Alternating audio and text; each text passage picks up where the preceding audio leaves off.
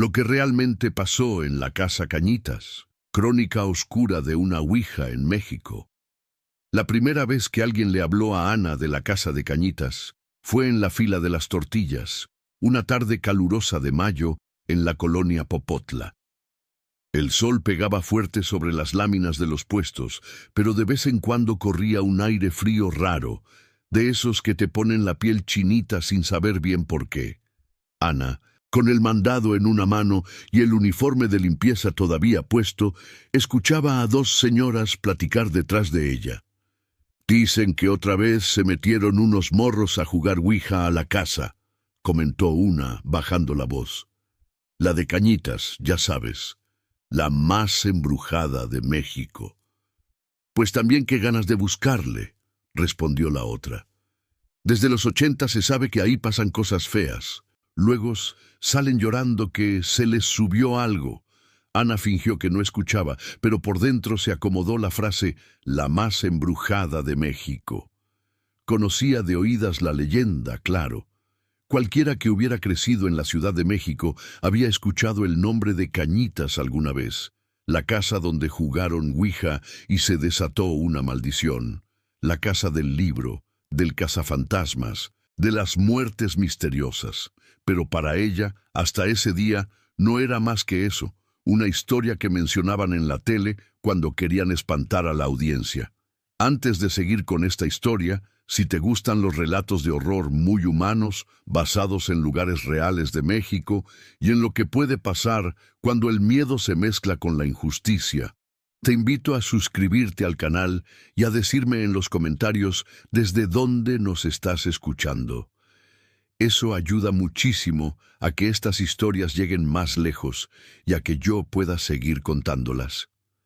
Ana nunca pensó que la Casa de Cañitas iba a cruzarse con su propia vida.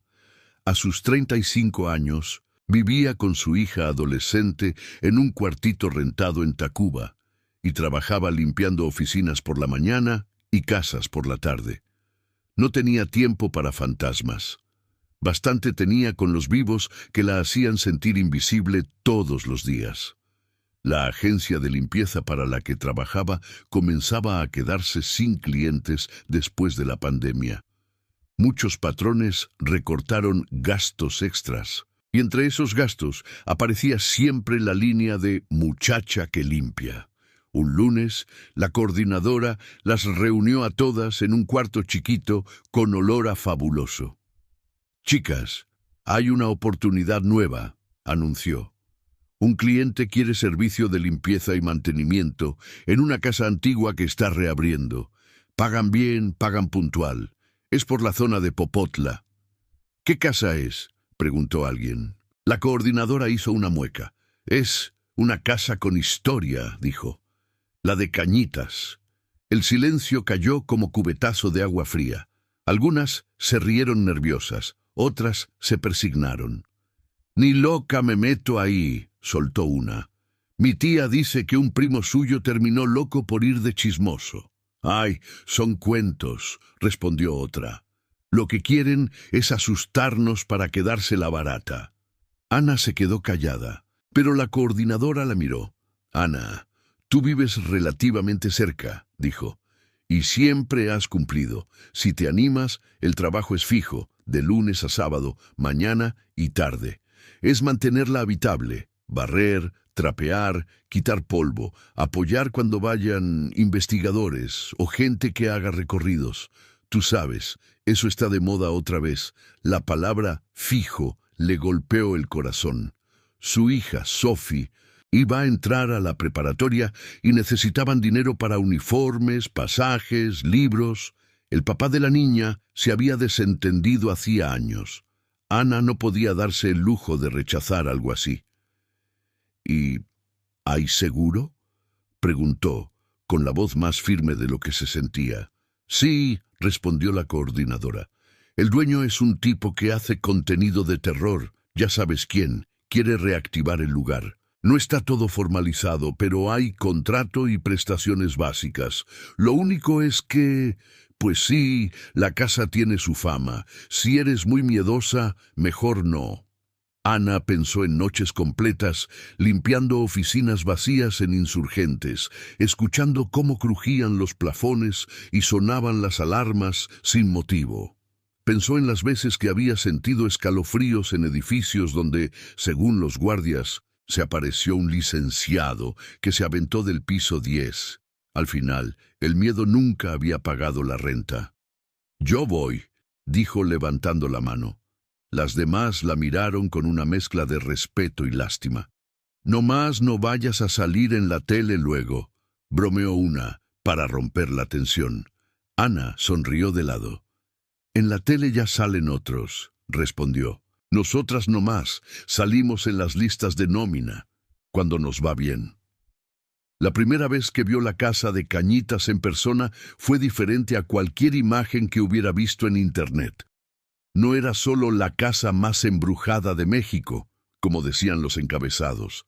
Era una construcción vieja de 2 pisos, con una fachada que había sido blanca, pero ahora estaba grisácea, marcada por grietas y manchas de humedad. Las rejas oxidadas, las ventanas con vidrios rotos y una puerta de madera pesada le daban un aire de abandono triste más que de terror. La calle Cañitas estaba tranquila, casi aburrida. Un taller mecánico, una tienda de abarrotes, niños jugando fútbol con una botella de plástico. El contraste entre la leyenda y la realidad la desconcertó. En la puerta la esperaba un hombre de unos 40 y tantos, con barba recortada y una gorra negra con un logo de calavera.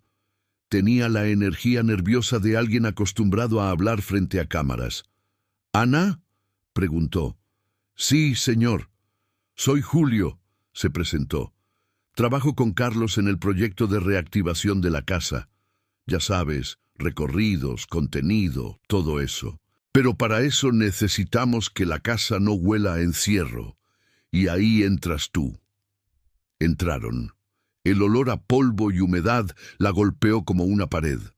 Había muebles cubiertos con sábanas, cuadros descolgados, libros apilados en el piso. Julio hablaba mientras caminaban. «Esta casa tiene historia pesada», decía. «Lo de la Ouija del 82, las muertes, el exorcismo, todo eso ya lo sabes. Pero también tiene años de abandono, de gente que ha venido a grafitear, a robarse cosas, a inventar historias. Queremos hacer algo bien, pero la verdad es que hay mucho mito y poca verdad clara». Ana escuchaba a medias. Algo en el ambiente le apretaba el pecho. No era solo el polvo, era una sensación de estar entrando en un lugar cargado de emociones viejas. En la escalera, vio un escalón reparado a medias, con la madera diferente a las demás. «Ahí se tropezó una vez el investigador», comentó Julio, como si leyera su pensamiento. «Se abrió la ceja y nos salió carísimo. Desde entonces decimos que la casa cobra su cuota». Sonrió, pero a Ana no le dio risa. «Tu trabajo será mantener esto lo más presentable posible», continuó. «No queremos que parezca una casa show completamente fake, pero tampoco que huela a ratón muerto. Limpieza básica, ayudar cuando traigamos equipo, ofrecer agua, esas cosas. ¿Te late?». «Mientras paguen a tiempo, todo me late», respondió ella intentando sonar ligera. Julio asintió. «Esa es la actitud. Nomás te digo algo, por si eres creyente, aquí no estamos jugando con la Ouija. Eso sí, está prohibido. Lo único que hacemos es contar la historia. Si escuchas cosas raras, no corras. Avísame. Y, pase lo que pase, no te quedes sola en la casa después de las 10. Ana alzó una ceja. «¿Por qué pasan cosas?». Julio la miró con una seriedad que no había mostrado hasta entonces. «Porque a esa hora los vivos que se meten sin permiso son más peligrosos que cualquier muerto», dijo. «Y porque, según algunos, a partir de esa hora es cuando él despierta». No especificó quién era él. No hacía falta. Los primeros días fueron una mezcla de trabajo físico y ruidos incómodos. Ana barría montones de polvo que parecían multiplicarse, sacudía muebles que no habían visto un trapo en años. Abría ventanas que se resistían como si no quisieran dejar entrar la luz. Poco a poco, la casa empezó a dejar de oler a encierro y a oler a fabuloso, cloro y café. La trinidad de cualquier lugar donde hay una mujer limpiando. Al mismo tiempo, comenzaron a llegar los investigadores. Youtubers con cámaras enormes, chavos con micrófonos de ambiente, señores que aseguraban tener aparatos para detectar espíritus. Ana los veía entrar emocionados, listos para grabar sombras en el pasillo y salir horas después hablando de psicofonías y manifestaciones. ¿Y usted qué ha sentido?, le preguntaban de vez en cuando, buscando una frase impactante para su video. Ana se encogía de hombros. Pues que la casa está triste, respondía. Como cuando una familia se pelea y ya nadie quiere entrar al cuarto donde pasó todo. La frase funcionaba bien para las cámaras, pero para ella significaba algo más. Había empezado a notar detalles que no encajaban con la versión oficial que repetían una y otra vez los visitantes. Por ejemplo, en uno de los cuartos donde supuestamente había ocurrido una de las muertes paranormales, encontró marcas en el piso que parecían de muebles arrastrados a la fuerza. En una pared del pasillo, detrás de un mueble viejo, descubrió rayones como de uñas, pero a la altura del suelo, no del techo, como si alguien hubiera tratado de salir gateando. Y en la cocina, detrás de la alacena, halló una caja de metal con recortes de periódico amarillentos. Esa noche, cuando todos se fueron y la casa quedó en silencio, se encerró en el cuartito que le habían asignado para cambiarse y empezó a leer. Los recortes no hablaban de fantasmas, sino de cosas muy humanas. Joven muere en extrañas circunstancias en casa de Popotla. Vecinos reportan gritos y peleas en inmueble de la colonia. Acusan a hombre de violencia intrafamiliar. Caso termina archivado por falta de pruebas. Los nombres estaban parcialmente tachados con plumón, pero se podía leer lo suficiente para intuir algo. En esa casa habían pasado cosas horribles antes, durante y después de la famosa noche de la Ouija. Violencia, maltrato, abandono. Demonios, sí, pero de los que no salen en las películas. Ana sintió un escalofrío diferente. No era miedo a fantasmas, sino rabia. Siempre es lo mismo, pensó. Hay un monstruo en la casa, pero tiene piel de humano, y de esos nadie hace libro. Guardó los recortes de nuevo con cuidado. Esa noche, al irse, miró por última vez hacia la fachada oscura. «Si de verdad quieres que cuenten tu historia completa», murmuró, sin saber bien a quién le hablaba, «vas a tener que ayudarme, porque ahora solo cuentan la parte que vende miedo, no la parte que duele». Una corriente de viento helado le recorrió la espalda. La puerta de la casa, detrás de ella, crujió como si alguien más la hubiera cerrado. No había nadie, o al menos nadie visible. Poco a poco, la casa empezó a responder. No con apariciones espectaculares ni voces ultratumba frente a las cámaras, sino con detalles pequeños que solo Ana parecía notar. Un día, mientras limpiaba el espejo del pasillo, vio fugazmente, detrás de su reflejo, la figura de una mujer joven, con el pelo recogido y un delantal viejo. Volteó de inmediato, pero no había nadie. «Ya me estoy sugestionando», se dijo.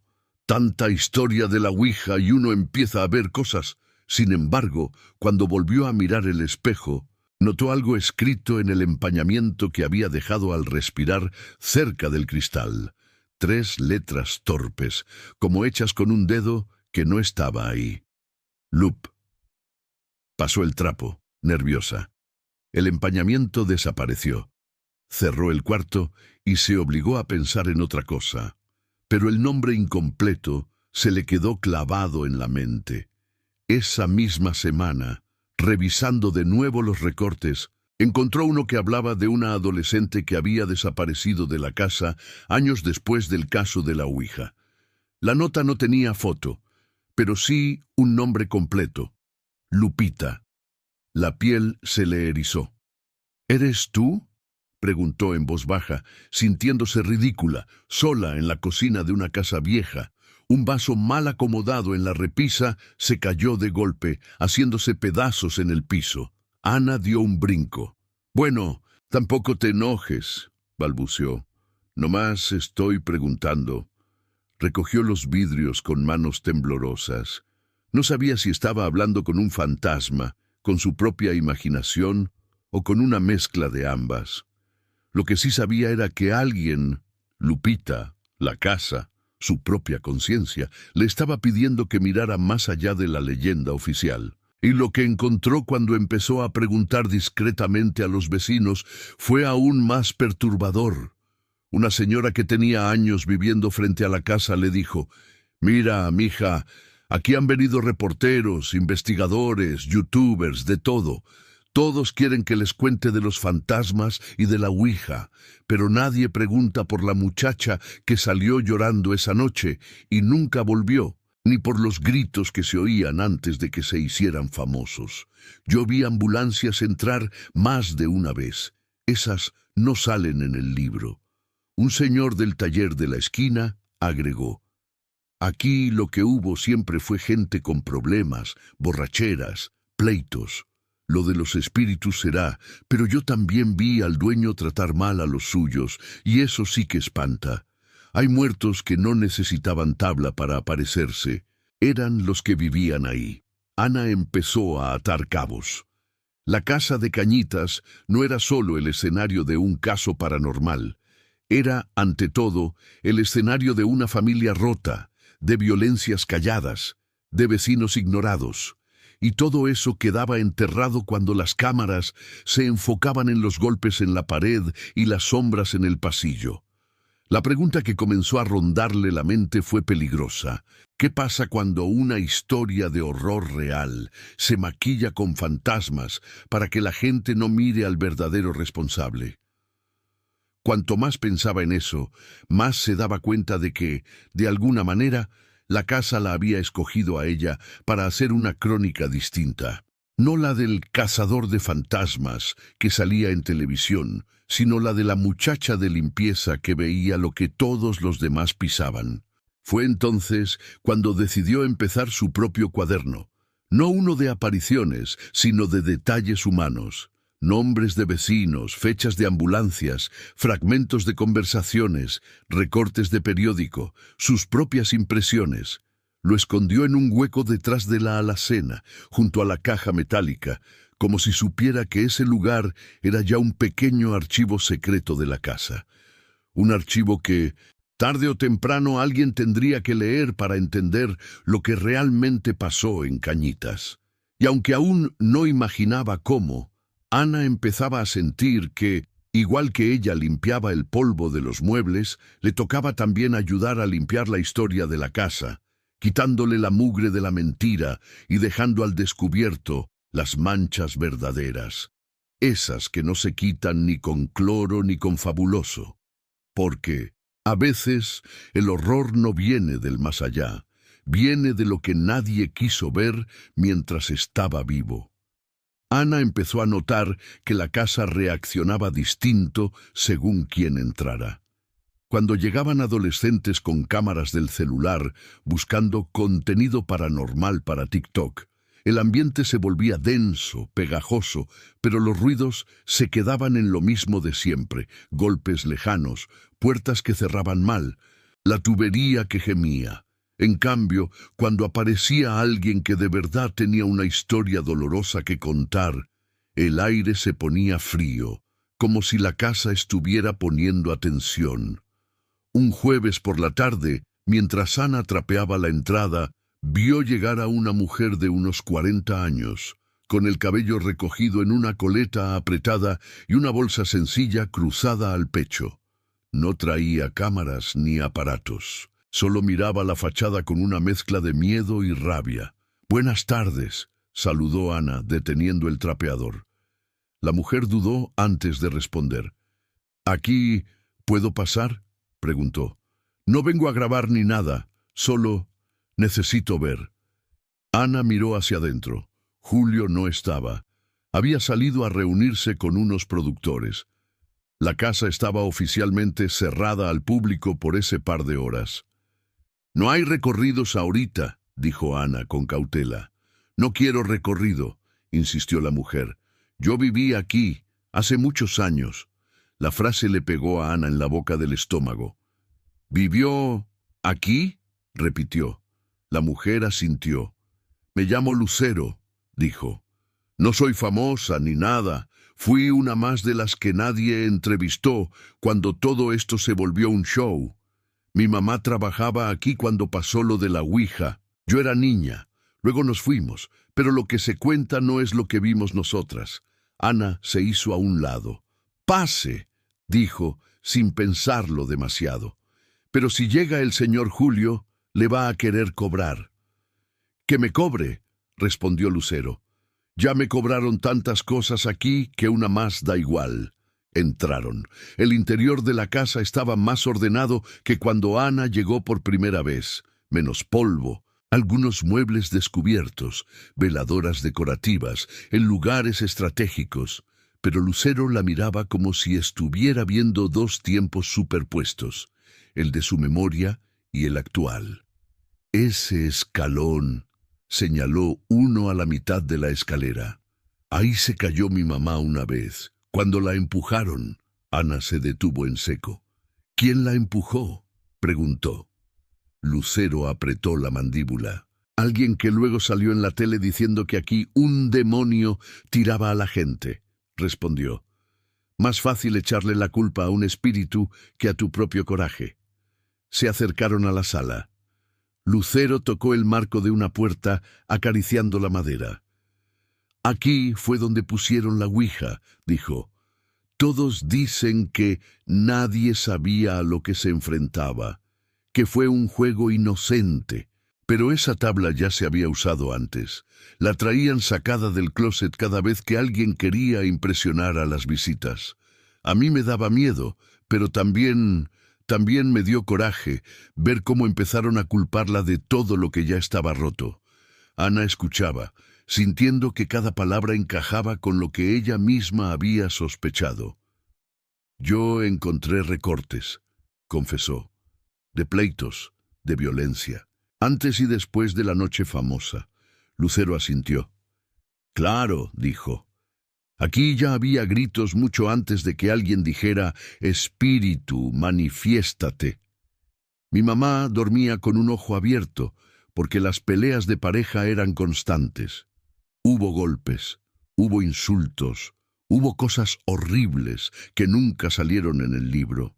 Luego, cuando empezaron las muertes, la versión oficial fue que todo era por la Ouija. Y sí, capaz que algo se movió, no digo que no, pero lo que yo vi fue gente que ya traía sus propios demonios encima y encontró justificarlos en uno del más allá.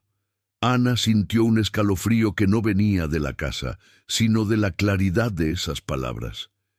«¿Y tú por qué volviste?», preguntó. Lucero respiró hondo. «Porque vi en internet que otra vez están haciendo negocio con esto», respondió. «Recorridos, eventos, la casa más embrujada, ya sabes. Y pensé en mi mamá, en cómo salimos por la puerta de atrás con un par de bolsas y sin que nadie nos preguntara nada. Pensé en Lupita». La palabra se le clavó a Ana como un alfiler. «¿La conociste?», susurró. «¿Lupita?». Lucero la miró, sorprendida. «¿Quién te habló de ella?», preguntó. Ana dudó un segundo. Decir un espejo empañado no sonaba muy convincente. «Vi su nombre en unos recortes», mintió a medias. «Y escuché chismes de los vecinos». Lucero apretó los labios. «Lupita era mi amiga», dijo. «Trabajaba aquí también como tu servidora. Éramos las dos las muchachas. Cuando la cosa se puso fea, ella quiso irse. Dijo que no quería seguir escuchando cosas ni viendo cosas. Que lo de la Ouija no fue un accidente, que alguien jugó con eso sabiendo lo que podía causar. La última vez que la vi fue en esta sala. Estaba llorando. Me dijo: si un día alguien pregunta por mí, diles que yo no me fui porque quise, que aquí me quebraron antes de que me desaparecieran. Nadie preguntó. Hasta hoy. La voz se le quebró. Ana sintió un nudo en la garganta. Lo siento, murmuró. Yo no sé qué hacer con todo esto. Lucero la miró con intensidad. Ya estás haciendo algo, dijo. Me dejaste entrar. Estás escuchando. Y me dijeron que eres la que limpia. Créeme, las que limpian ven más que nadie. Si tú escribes lo que ves, lo que te cuentan, lo que encuentras, esta casa no va a quedar como puro cuento de terror barato. Sacó de su bolsa un sobre doblado. Esto lo guardé años, añadió. Es una copia de una queja que mi mamá quiso poner en su momento. Nadie la tomó en serio. Si te sirve, úsala. Si no, quémala. Pero que no se quede aquí pudriéndose como todo lo demás. Ana tomó el sobre con cuidado, como si fuera algo frágil. Dentro, más tarde, vería hojas con letra a máquina, sellos borrosos, anotaciones de «se archiva por falta de elementos», queja por maltrato, por amenazas, por algo que llamaban rituales que se hacían en la casa y que afectaban a las empleadas. «¿No tienes miedo de remover todo esto?», preguntó Ana. Lucero sonrió, cansada. «Miedo me dio quedarme callada tantos años», respondió. «Ahora lo que me da miedo es que sigan jugando con la ouija frente a cámaras mientras las historias de quienes realmente vivimos aquí se quedan enterradas. Y eso sí que es una maldición». Se fueron a la cocina, donde Ana sirvió café en tazas desparejadas. La casa estaba extrañamente tranquila, como si escuchara en silencio. «¿Sabes?», dijo Lucero. «A veces pienso que si de verdad hay algo aquí, no está enojado porque hablen de él, está enojado porque mienten, porque usan su nombre para tapar otros pecados. Lo mínimo que podemos hacer es contar nuestra parte, aunque nadie haga libro con eso». Ana asintió, sintiendo que una decisión que había estado madurando en su interior por fin tomaba forma. «Voy a escribirlo», dijo. «Todo. Lo tuyo, lo de Lupita, lo de los vecinos, lo que veo, lo que siento. No sé si algún día salga en algún lado, pero por lo menos no se va a perder». Lucero la miró con respeto. «Si hubiera habido alguien como tú cuando yo era niña», comentó, «quizás las cosas habrían sido diferentes para Lupita. No dejes que a las muchachas nuevas les pase lo mismo». Cuando Julio se enteró de que Ana había dejado entrar a Lucero sin cobrarle, se molestó. «Esto es un negocio, Ana», le dijo cruzado de brazos. «No podemos estar dejando pasar gente así nada más porque sí. Entiende, mantener la casa cuesta». «Lucero no vino a tomarse selfies», respondió Ana plantada. «Vino a contar lo que vivió aquí, cosas que ni tú, ni el señor Carlos, ni los youtubers quieren escuchar». «No es que no queramos», replicó Julio. «Es que el público no entra por eso. Entran por la ouija, por los golpes, por el morbo». Ana apretó los dientes. «Entonces están vendiendo una mentira a medias», dijo. «Porque lo que realmente pasó aquí también tiene que ver con cómo trataron a la gente que trabajaba, con cómo se les gritaba, con cómo se les dejó tiradas. Eso también es horror. Pero ese no les conviene contarlo porque no da likes, ¿verdad?». Julio se quedó callado un segundo. No estaba acostumbrado a que alguien del personal le hablara así. «Mira», respiró hondo, «yo no hice el libro ni inventé la leyenda. Solo hago mi chamba. Si quieres ayudar a que se cuente otra parte de la historia, habla con quien la quiera escuchar, pero no me metas problemas legales dejando entrar gente sin autorización». Sí. Ana quiso decirle que ya estaba metida hasta el cuello, con o sin permiso. En cambio solo dijo, «Está bien, la próxima vez te aviso». Pero por dentro sabía que había cruzado una línea. Ya no podía ver la casa solo como un lugar de trabajo. Era también una especie de testigo que la había elegido para ajustar cuentas con el pasado. Esa noche, después de que todos se fueron, regresó a la cocina. Sacó su cuaderno del escondite y por primera vez se atrevió a escribir la palabra que hasta entonces solo había pensado: Lupita. Debajo anotó lo que Lucero le había contado, lo que los vecinos habían dicho, lo que ella misma había sentido frente al espejo empañado. Al terminar, se dio cuenta de que las manos ya no le temblaban tanto. «Si de verdad estás aquí», dijo en voz baja, mirando hacia el techo, «ayúdame a no equivocarme. No quiero usar tu nombre para otro circo. Quiero entender lo que te hicieron». Una corriente de aire helado le erizó la piel. La luz del foco parpadeó, pero no se apagó. Ana lo tomó como una señal de «sigo aquí, pero no estoy sola». Con el tiempo, su cuaderno dejó de ser solo un registro personal y empezó a convertirse en un archivo paralelo al oficial. Mientras en los recorridos se hablaba de posesión, maldición y entidades, en sus páginas se hablaba de gritos a medianoche, de golpes, de ambulancias, de quejas no escuchadas. Un día, una joven reportera independiente, de esas que hacen crónicas largas que casi nadie paga pero que se comparten entre gente harta del amarillismo, pidió entrevistar a trabajadores de la casa. «Todos quieren hablar con el señor Carlos», dijo. «Yo quiero hablar con quienes limpian, con quienes abren y cierran, con quienes escuchan cuando ya se fueron las cámaras». Ana dudó. La enseñaron toda la vida a no meterse en problemas, a no dar declaraciones, a no hablar de lo que veía en las casas donde trabajaba, pero algo en la mirada de la reportera, más curiosidad honesta que morbo, le dio confianza. «No puedo decir mi apellido», aclaró, «ni salir de frente. Pero puedo decir algunas cosas». Le habló de los recortes, de Lucero, de Lupita, de los vecinos. La reportera tomó nota, grabó audio, pidió permiso para fotografiar algunos rincones menos turísticos de la casa. La alacena, la pared con rayones, el escalón peligroso. «Lo que cuentas cambia el enfoque del caso», dijo al final. «No deja de haber cosas raras, pero se ve más el lado humano». «Ese es el que siempre escondieron», respondió Ana.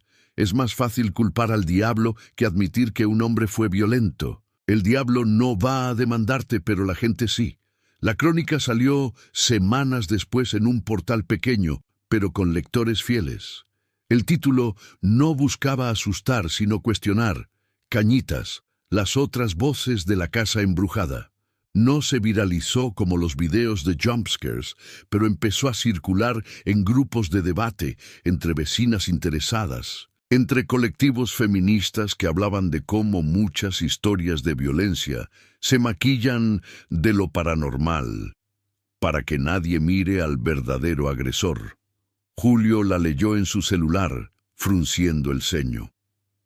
«¿Fuiste tú, verdad?», preguntó, mostrando la pantalla a Ana. Ella sintió la sangre subirle al rostro. «Dije lo que vi», respondió. Sin decir nombres completos, sin poner a nadie en riesgo. «Solo mi verdad». Julio suspiró. «El señor Carlos no va a estar feliz», advirtió. «Él vive de la versión oficial». Ana levantó la barbilla. «Yo vivo de limpiar lo que otros ensucian», replicó. «Y no solo me refiero al piso. Hubo tensión, discusiones, advertencias veladas, pero también pasó algo que nadie esperaba. Algunos visitantes empezaron a preguntar por lo que contaba la crónica. Querían saber de Lupita, de las trabajadoras, de los vecinos. Querían ver la cocina, la alacena, los rayones en la pared. «Estamos perdiendo el control de la narrativa», se quejó alguien del equipo de producción. «O lo estamos ampliando», respondió sorprendentemente la reportera joven cuando fue invitada a un programa menor para hablar del tema. La casa no deja de ser un lugar de leyenda, pero ahora también es un espejo de muchas otras casas donde hay violencia y nadie escribe libros sobre eso. Ana entendió entonces que lo que estaba haciendo no era arruinar el caso Cañitas, como algunos fans del terror la acusaron en redes, sino devolverle algo de verdad a una historia que se había vuelto mercancía. El horror siguió ahí, claro. Había noches en que se escuchaban cosas que nadie pudo explicar. Pasos donde no había nadie, susurros en habitaciones vacías, objetos que aparecían fuera de lugar. Ana, ya más acostumbrada, aprendió a convivir con eso. «Si eres tú, Lupita», decía cuando sentía una presencia, «no te preocupes, no estoy de su lado, estoy del tuyo». Pero el horror más profundo, ahora, estaba mejor identificado. No venía solo de una tabla ouija, sino de decisiones humanas, de cobardías, de omisiones. Y esa, pensaba Ana, era la parte de la historia que sí se podía cambiar. La casa de Cañitas nunca volvería a ser solo una casa embrujada para ella. Era el lugar donde una trabajadora de limpieza, harta de ser invisible, se atrevió a ver lo que nadie quería mirar y a escribirlo, aunque su letra fuera chueca y sus cuadernos no llegaran jamás a una gran editorial.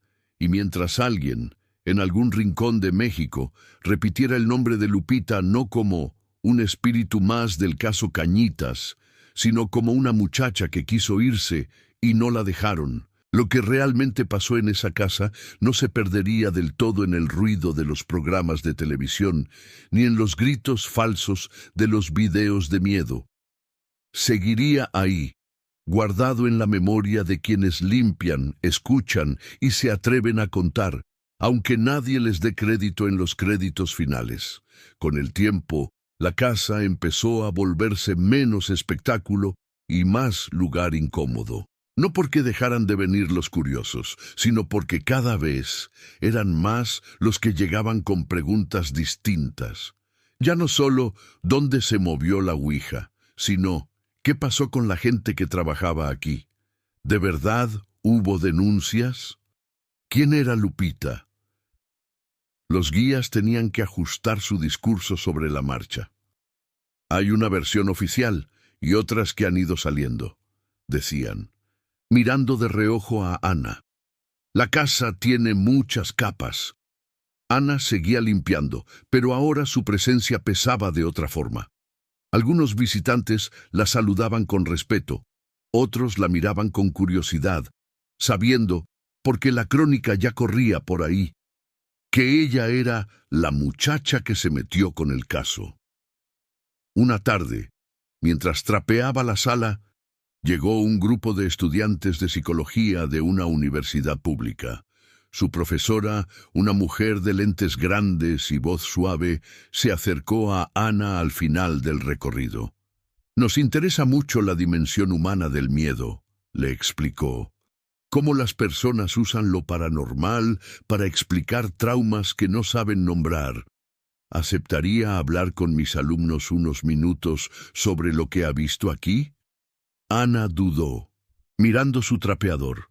«Yo no soy experta en nada», respondió. «Solo veo cosas, oigo cosas». «Justo por eso», sonrió la profesora. «Los expertos ya dijeron mucho.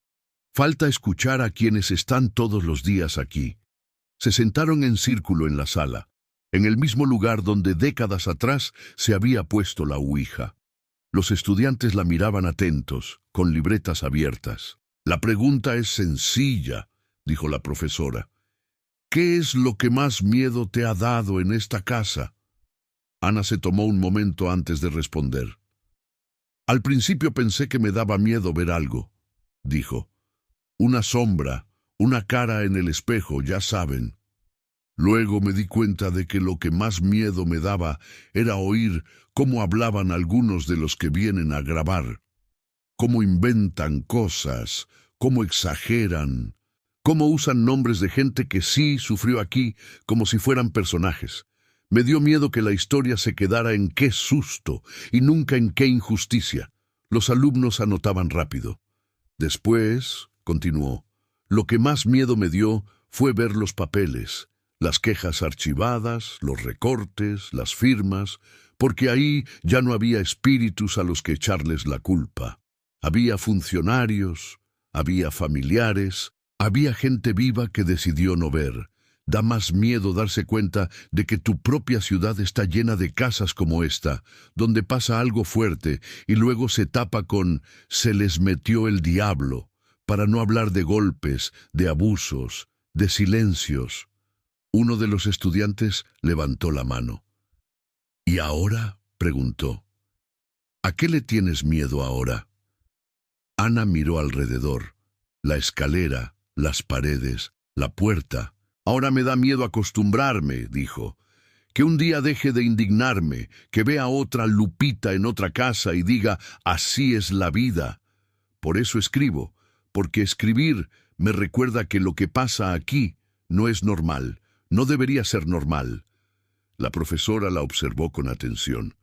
«Hay algo muy poderoso en eso», dijo. «A veces el horror más grande no es lo que se aparece, sino lo que se normaliza. Gracias por compartirlo». Cuando se fueron, la casa quedó en silencio. Ana se quedó un rato sentada en el escalón de en medio, respirando hondo. Sentía que cada vez que hablaba de esa forma, un poco del peso que había en el aire se hacía más liviano. Esa noche, al cerrar, notó algo nuevo. En la pared del pasillo, cerca del espejo, alguien había dejado una pequeña nota pegada con cinta. No era de los recorridos, el papel era de libreta sencilla. Para Lupita y todas las que nunca escucharon, no estamos solas, no estaba firmada. Ana la leyó en voz baja, con un nudo en la garganta. «Gracias», susurró, sin saber si se lo decía a la persona que escribió la nota, a la casa o a la muchacha que había vivido ahí décadas atrás. Guardó el papel en su cuaderno. Un día, Sophie, su hija, apareció en la puerta de la casa al salir de la prepa. Era la primera vez que iba. «Solo la conocía por los videos», admitió. «Quería ver dónde trabajas». Ana se sintió extraña, como si estuviera presentándole a su hija a alguien de la familia que había mantenido en secreto. «No es un lugar bonito», advirtió, «ni seguro, a veces». «Tampoco son bonitos los camiones a las 6 de la mañana», respondió Sophie. «Y ahí vamos diario». Entraron juntas. Ana le mostró los cuartos, le enseñó el escondite de su cuaderno, ya no tan secreto, le contó de Lucero, de la reportera, de los estudiantes. Sophie escuchaba con una mezcla de orgullo y preocupación. «¿Y no te da miedo que se enojen contigo los dueños?», preguntó. «Algunos ya se enojaron», admitió Ana, «pero también hay gente que se enteró de cosas gracias a eso. Vecinos que empezaron a hablar, chavas que se cuestionan cuando en sus casas pasan cosas raras y lo quieren tapar con espantos». Sophie se recargó en la baranda de la escalera. «Me da coraje», dijo. «De chiquita, yo creía que el peor miedo era ver un fantasma. Ahora veo videos de chavas contando lo que les hacen en su propia casa, y pienso que el verdadero miedo son los vivos que se lavan las manos con eso de «está embrujado». Miró a su mamá. «¿Te acuerdas cuando tú misma me decías que en las casas donde trabajabas había ambiente pesado, pero no querías contarme más?», añadió. «Me alegra que ahora ya no te lo guardes». Ana la miró con los ojos brillosos. «No quiero que tú repitas lo mismo», dijo. «Que veas algo raro y digas, ay, fue un espíritu travieso. Si un día te pasa algo, quiero que pienses primero en quién, no en qué». Sofía sintió. «Aprendido», respondió. «Y también aprendí otra cosa, que las señoras que limpian tienen más historias que todos los influencers juntos». Se rieron las dos, aliviando la tensión. Antes de irse, Sophie se detuvo frente al espejo del pasillo. «¿Crees que de verdad haya alguien del otro lado?», preguntó. Ana se quedó pensativa. «Creo», dijo, «que si hay alguien, está más tranquilo cuando sabe que ya no nos callamos. que ya no dejamos que nos usen de fondo de historias ajenas sin contar la nuestra. Sophie levantó la mano y la apoyó un segundo sobre el marco del espejo, como si tocara la superficie de un estanque.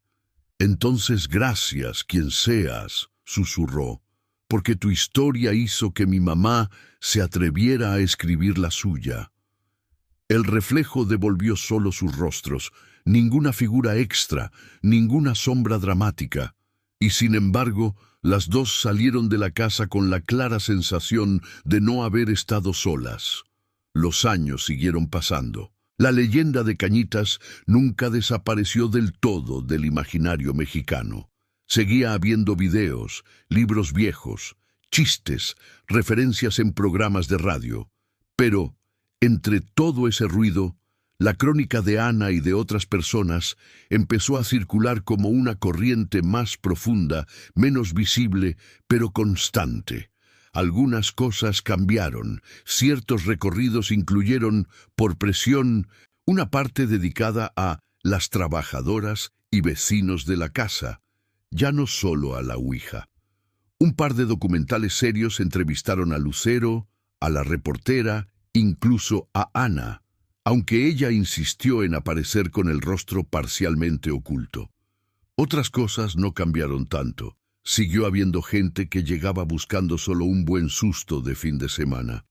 A esos, Ana les servía agua, recogía su basura y pensaba, algún día te vas a topar con un horror que no puedes grabar. Pero lo más importante había sucedido dentro de ella. Ya no se veía como la que limpia, y nada más. Se sabía también guardiana de una memoria, narradora de una versión que nadie le había pedido, pero que hacía falta. Una tarde, mientras barría el patio interior, Julio se acercó, más viejo, con menos energía que antes. ¿Sabes?, dijo con un tono más suave que de costumbre. Al final, tu visión nos salvó un poco. Ana levantó la vista, sorprendida. ¿Cómo que nos salvó?, preguntó. Si nos hubiéramos quedado solo con la versión de la Ouija, explicó, esta casa se habría agotado, la gente se hubiera cansado del mismo susto, pero la parte humana, eso pega distinto. Y aunque al principio nos dio miedo que se fuera contra nosotros, al final también nos obligó a ser más honestos, a no explotar tanto el dolor ajeno. Sonrió, cansado. Supongo que la casa necesitaba una señora que le hiciera limpieza de historias, añadió. Y te tocó a ti. Ana no sabía si tomarlo como cumplido o como chiste, pero se permitió sonreír. La casa necesitaba que alguien se agachara a ver lo que hay debajo del mueble, dijo, como siempre. Cuando, ya mayor, Ana decidió dejar el trabajo de limpieza por el cansancio de los años, no se llevó recuerdos físicos de la casa. Los cuadernos que había llenado se quedaron en el pequeño archivo, protegidos por gente más joven que ella, dispuesta a seguir agregando páginas. ¿No te da miedo que los pierdan?, le preguntó Sophie, ahora adulta, cuando la ayudó a empacar sus cosas. Si se pierden, ya no está en mis manos, respondió Ana. Pero mientras tanto, ya hicieron lo que tenían que hacer. Me cambiaron a mí y tocaron a otras personas. Lo que pase después es responsabilidad de quienes se quedan. Esa última noche, antes de salir, subió una vez más al pasillo del espejo. Se miró con calma, cabello con canas, manos gastadas, ojos con arrugas, pero brillantes. «Ya me voy», dijo en voz baja, hacia nadie y hacia todos. «Gracias por dejarme ver, por no espantarme más de lo necesario. Si hay algo del otro lado, ojalá esté más en paz ahora que se sabe un poco más la verdad». Una brisa fría recorrió el corredor, leve, como una despedida. El foco parpadeó una sola vez y luego se quedó firme. Ana sonrió. «Yo también», dijo. «Estoy más en paz». Bajó las escaleras con paso lento pero seguro, cruzó la puerta de la casa de Cañitas y se perdió entre los sonidos de la ciudad. Camiones, vendedores ambulantes, niños jugando. Para muchos seguiría siendo la casa embrujada de la Ouija. Para ella siempre sería otra cosa. El lugar donde entendió que el verdadero exorcismo no era sacar demonios imaginarios, sino sacar a la luz lo que la gente quiso esconder bajo la alfombra durante décadas. Y mientras, en alguna parte, alguien siga preguntando no solo ¿qué se movió en la Ouija?, sino ¿qué le hicieron a Lupita, a Lucero, a las que limpiaban ahí? Lo que realmente pasó en la casa Cañitas no estará totalmente enterrado. Vivirá en las palabras de quienes, como Ana, se atrevieron a decir que el horror más profundo de México no está en los fantasmas que inventamos, sino en las personas que dejamos de ver. Hasta que alguien enciende la luz y se niega a apagarla de nuevo. Años después de que Ana dejara la casa de Cañitas, la colonia Popotla empezó a cambiar despacio, como cambian los barrios que llevan décadas cargando historias pesadas. Abrieron nuevas tienditas, llegaron cafeterías pequeñas, algunos edificios viejos fueron pintados, otros se cayeron solos. Pero la casa seguía ahí, en la misma esquina con su fachada cansada y sus ventanas oscuras, como si vigilara los movimientos del tiempo. Sophie, que ahora trabajaba como comunicóloga en un proyecto comunitario, pasaba de vez en cuando frente a la casa al salir de juntas con vecinos. Ya no la miraba con el miedo ingenuo de la adolescencia, sino con el respeto que se le tiene a un viejo que ha visto demasiado. Una tarde de lluvia, mientras esperaba que amainara bajo el toldo de una panadería, vio algo que la detuvo. Una muchacha joven, de no más de 20 años, estaba parada frente a la reja de la casa con una carpeta en la mano y cara de duda. Llevaba un uniforme sencillo de agencia de limpieza. Sophie sintió un eco en el pecho. Se acercó. ¿Buscas a alguien?, preguntó. La muchacha dio un brinco. «Ah, sí», dijo. «Me mandaron de la agencia. Dicen que aquí necesitan apoyo de limpieza otra vez. Pero, no sé, la neta sí me da cosa entrar. Mi mamá me contó 1000 cosas de esta casa». Sophie la miró bien, el cabello recogido a la carrera, los tenis gastados, la mirada entre cansada y curiosa. Era, de alguna forma, la Ana de otra época. «¿Cómo te llamas?», preguntó Sophie. «Karen», respondió. «¿Usted trabaja aquí?». Sophie negó con la cabeza. «Mi mamá trabajó», dijo, «hace años. Fue parte de las que ayudaron a que no se quedara todo en puro cuento de miedo». Karen frunció el ceño. «¿Cómo?», preguntó. Sophie dudó solo un segundo antes de tomar una decisión. «Si quieres, antes de entrar, vamos por un café ahí en la esquina», propuso. «Te cuento un poco. Luego tú decides si quieres trabajar aquí o no. Pero que decidas sabiendo algo más que lo de la Ouija». Karen la miró, luego miró la casa. La lluvia empezó a caer más fuerte. «Va», aceptó. «Así me echo tantito valor». Se sentaron en una mesa de plástico dentro de la panadería, con el olor a bolillo recién horneado llenando el aire. Sophie le habló de Ana, de los cuadernos, de Lupita, de Lucero, de las quejas archivadas, de los vecinos, de la reportera. Karen escuchaba con los ojos muy abiertos. «Entonces, ¿sí pasan cosas?», preguntó en voz baja. «Sí», respondió Sophie, «pero no solo del más allá. Pasa que la gente miente, que minimiza, que usa el miedo para no hablar de lo que hace. Pasa que las trabajadoras del hogar ven todo y nadie les cree». Eso fue lo que más se manifestó en esa casa. Karen jugueteó con el vaso de unicel. «Yo he estado en casas donde también pasan cosas raras», confesó. «No de Ouija ni nada, pero sí de señores que toman demasiado, hijos que se pelean feo, señoras que lloran en el baño, y luego, cuando llega visita, todo mundo sonríe. A veces pienso que todas las casas son medio embrujadas». Sophie sonrió de lado. «Por eso la historia de Cañitas importa», dijo. «Porque se volvió famosa por la Ouija, Pero en realidad es una casa como muchas, solo que con reflector. Lo que mi mamá entendió es que había que aprovechar ese reflector para hablar también de las cosas que nadie quiere ver. Karen la miró con una mezcla de miedo y determinación. ¿Y tú crees que yo podría seguir escribiendo ahí?, preguntó. O sea, si es que me quedo. No escribo bonito, pero sí veo cosas. Sophie sintió que algo se acomodaba dentro de ella, como si se cerrara un círculo y se abriera otro. Creo que eso es justo lo que la casa necesita, respondió. Que no se quede solo con los cuadernos viejos, que tenga ojos nuevos, manos nuevas. Mi mamá decía que las historias se vuelven más fuertes cuando pasan de mano en mano, como una vela que prende otra. La lluvia empezó a disminuir. Desde la ventana de la panadería se veía la silueta de la casa recortada contra el cielo gris, igual de inquietante que siempre, pero para Sophie también familiar. «Te voy a dar algo», dijo, sacando de su mochila una libreta rayada de tapas duras. Mi mamá me la dejó. Está vacía. Dijo que yo sabría cuándo y con quién usarla. Creo que es contigo. Karen tomó la libreta con cuidado, como si fuera algo frágil o valioso. «¿Y qué pongo aquí?», preguntó, nerviosa. «La verdad», respondió Sophie.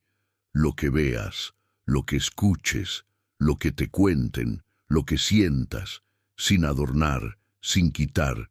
Si un día decides que ya no quieres trabajar ahí, no pasa nada, pero lo que hayas escrito ya nadie te lo borra». Karen la miró a los ojos. «¿Y si me da miedo?», susurró. Sophie respiró hondo. «El miedo no se va», dijo. «Solo cambia de lugar. Tenle más miedo a quedarte callada que a lo que pueda moverse en un pasillo». Salieron de la panadería. La calle olía a tierra mojada y gasolina. La casa de Cañitas se alzaba frente a ellas, con su fachada cansada y sus puertas pesadas. Karen apretó la libreta contra el pecho. «Voy a intentar», dijo. «No prometo ser valiente, pero sí prometo escribir lo que vea». «Con eso basta», respondió Sophie. La vio caminar hacia la puerta, tocar, entrar. Por un momento tuvo la tentación de seguirla, de volver a ese interior lleno de ecos. Pero se detuvo. Ese ya no era su lugar. Había sido el de su madre, y ahora quizá sería el de Karen y de muchas otras. Mientras se alejaba, volteó una última vez. Por una de las ventanas del segundo piso le pareció ver, solo un instante, la silueta de una mujer de delantal, con un cuaderno en las manos, mirando hacia la calle. No supo si era su imaginación, el reflejo o algo más. «Gracias, ma», murmuró. «Lo que empezaste no se quedó aquí». La ciudad siguió su ruido habitual. Claxones, pregones, risas, discusiones. Pero en esa esquina de Cañitas, entre paredes agrietadas y pisos que crujían, una historia seguía escribiéndose en letra sencilla, casi siempre anónima, casi siempre femenina. Tal vez nunca habría un gran titular que dijera: «Trabajadoras del hogar reescriben el caso Cañitas». Tal vez no harían películas sobre ellas, pero cada vez que una muchacha como Ana, como Karen, como tantas otras, se atreviera a dejar de ser solo la que limpia para convertirse también en la que cuenta, la maldición de la casa se iría transformando poquito a poco. Dejaría de ser solo la historia de una ouija y un demonio para convertirse en lo que siempre fue en el fondo. Una crónica oscura sobre lo que pasa cuando se juega con vidas ajenas y se cree que nadie va a guardar memoria. Y mientras haya, en cualquier colonia de México, una casa donde una mujer humilde esconda un cuaderno detrás de una alacena para registrar lo que todos fingen no ver, la verdadera historia de lugares como Cañitas seguirá viva, resistiéndose a ser enterrada bajo el polvo del olvido y las luces de las cámaras. El final llegó sin fuegos artificiales ni exorcismos dramáticos, sino con algo mucho más silencioso y poderoso: la certeza de que la casa de Cañitas ya no era solo de quienes la usaron para vender miedo. Con los años, el cuaderno de Karen se fue llenando igual que antes se llenaron los de Ana. No hablaba de demonios que arrastran gente por los pasillos, sino de cosas tan humanas como gritos detrás de puertas, vecinos que por fin se animan a contar lo que vieron, chicas que llegan temblando a trabajar y se van un poco más firmes porque saben que, si algo pasa, alguien lo va a escribir. Algunos recorridos dejaron de lado los gritos falsos y empezaron a incluir, aunque fuera de mala gana, una mención a las historias de las trabajadoras. Las personas que entraban buscaban la ouija, sí, pero más de una salía pensando en otras cosas, en lo fácil que es olvidarse de quien limpia el piso donde tú juegas con el más allá, en lo conveniente que resulta culpar a un espíritu de lo que hacen los vivos. Hubo quien se quejó, diciendo que se estaba matando la magia del caso. Hubo quien agradeció, diciendo que por fin entendía por qué esa casa se sentía tan pesada, incluso antes de que alguien invocara algo.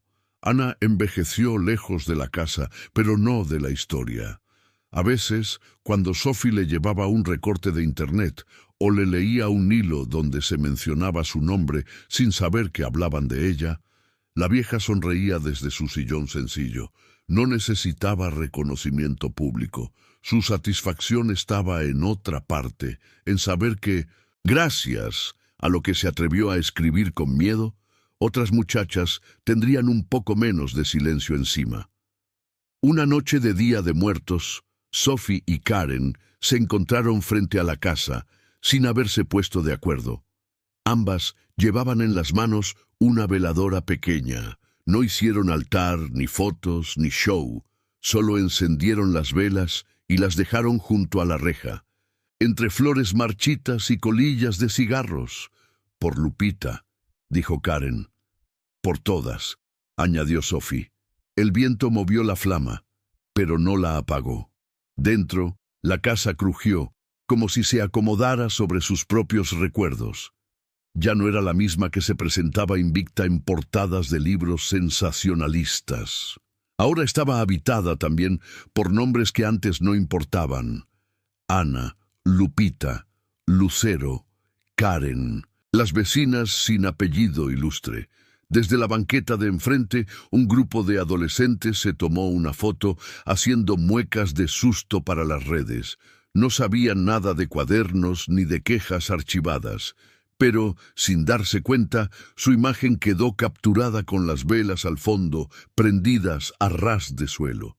Y quién sabe, quizá algún día, cuando uno de ellos crezca y enfrente sus propios fantasmas humanos, recuerde esa foto y se pregunte qué otras historias había en esa casa además de la tabla ouija. Cuando la lluvia empezó a caer, Sophie y Karen se fueron cada una a su casa. Las velas siguieron ardiendo un rato más, hasta consumirse. Nadie las pateó, nadie las apagó de golpe. La casa permitió ese pequeño gesto como si fuera una tregua, porque la maldición, entendieron quienes de verdad la miraron de frente, nunca estuvo en un demonio encerrado en un tablero, sino en la costumbre de callar. Y esa, poco a poco, había empezado a romperse. Así, Cañitas siguió en pie, vieja y cansada, pero distinta. Para unos, seguirá siendo siempre la casa de la ouija. Para otros, gracias a Ana y a las que vinieron después, será el recordatorio de que en México las historias más aterradoras no son las de fantasmas, sino las de las personas humildes a las que nadie quiere escuchar. Hasta que una de ellas toma un cuaderno, escribe lo que ve y convierte su vida y la de la casa en una crónica oscura, sí, pero también en una advertencia y en una forma de justicia.